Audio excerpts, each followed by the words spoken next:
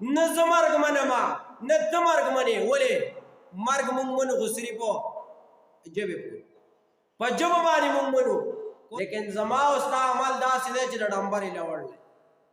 زما او ستا په عمل او په ایمان باندې درب راختلي دي.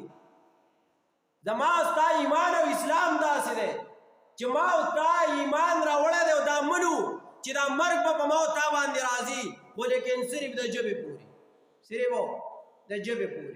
که چېرته ما راته ووایي چې دا مرګ ته منې، نو ته وایې او زه یې منم، خو دلته نه. دا دې ځای نه چا ونه منو. که چېرته دا چا ومنله چې او دا مرګ به راځي او د دې ځای نه دا مرګ ومنو، نو دې بیا د تورو په شلنګار کې مو نه واپس کېږي د دین د کار. داسې خلک په دې دنیا کې تیر شوی دی، داسې خلک په دې دنیا کې موجود دی، داسې خلک په دې دنیا کې را روان دی چې دا د نبی علیه السلام نه کره منکر دي. نبی علیه السلام یې مخکې نه دی منلی، نبی علیه السلام وسم نه مني، او نبی علیه السلام په راتلونکي وخت کې بیا هم نه مني.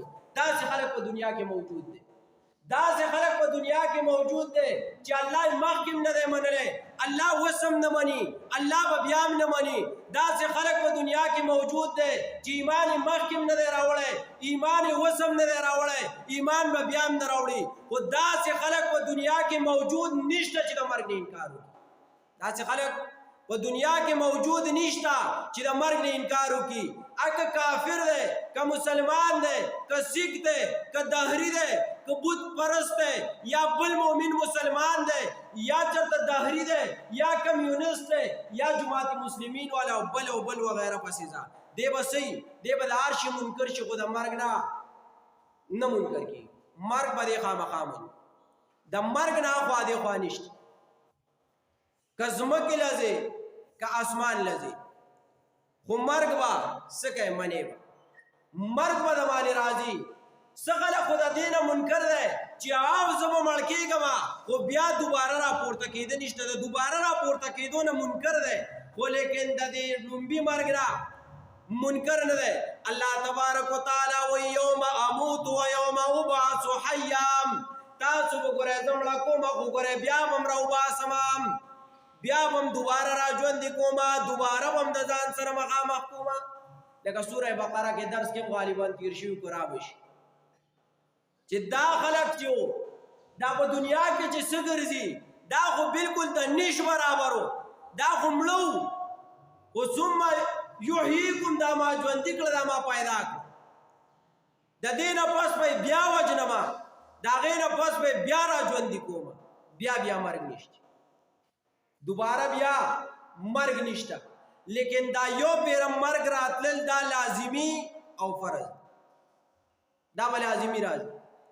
لیکن زما مسلمان دومره غافل دی، زما مسلمان هغه دومره په دنیا کې ننوتی دی چې مرګ منلو نشته. نه زه مرګ منما نه ته مرګ منې. ولې مرګ مونږ منو خو صرف په ژبې پورې، په ژبه باندې مونږ منو. کو زه تا نه تپوس کوم ته زه مرمه، دې وایي زه مرمه، دې وایي زه مرمه، زه وایم زه مرمه، لیکن زما او ستا عمل داسې دی چې د ډمبرې لوړ دی. زما او ستا په عمل او په ایمان باندې درب راختلي دي.